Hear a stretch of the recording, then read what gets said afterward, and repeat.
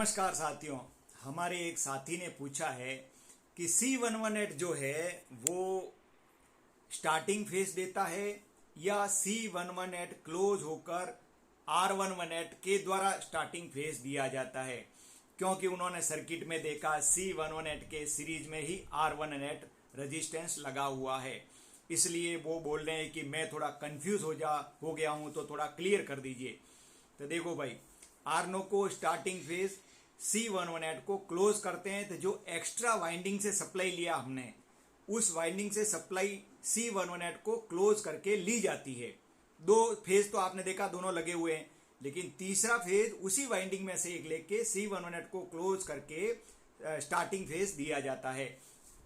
अब C118 के supply के सीरीज में ही R118 रेजिस्टेंस लगाया हुआ है, तो इसका मतलब ये कतई नहीं है कि R118 स्टार्टिंग फेज देता है। स्टार्टिंग फेज तो C118 को क्लोज करके दिया जा रहा है। R118 क्यों लगाया? R118 एक रेजिस्टेंस है, और आप जानते हैं रेजिस्टेंस का काम होता है अवरोध पैदा करना, रुकावट पैदा करना। जैसे नहीं होता, कोई बदमाश लोग किसी के काम में अवरोध पैदा करते हैं, रुकावट पैदा करते हैं, तो उसको रेजिस्टेंस कहते हैं। तो यहाँ भी ये जो C118 को जब हम क्लोज करते हैं इस वाइंडिंग के द्वारा, जो ज्यादा करंट पैदा होता है, उतना करंट हमें एक्स्ट्रा देने की जरूरत नहीं है सप्लाई में, सर्किट में। तो वो जो एक्स्ट्रा करंट होता है वो R118 खा जाता है, यानी कि एब्जॉर्ब कर लेता है, सोख लेता है, और जो फिर हमको जरूरत होती है उतना आगे हम स्टार्टिंग फेज के लिए देते हैं।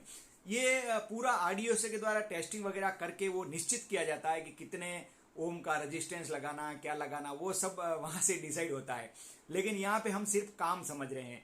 तो C118 क्लोज होकर स्टार्टिंग फेज देता है, और R118 जो उसके सर्किट में, उसके सीरीज में साथ में ही लगा हुआ है, उसका अलग काम है।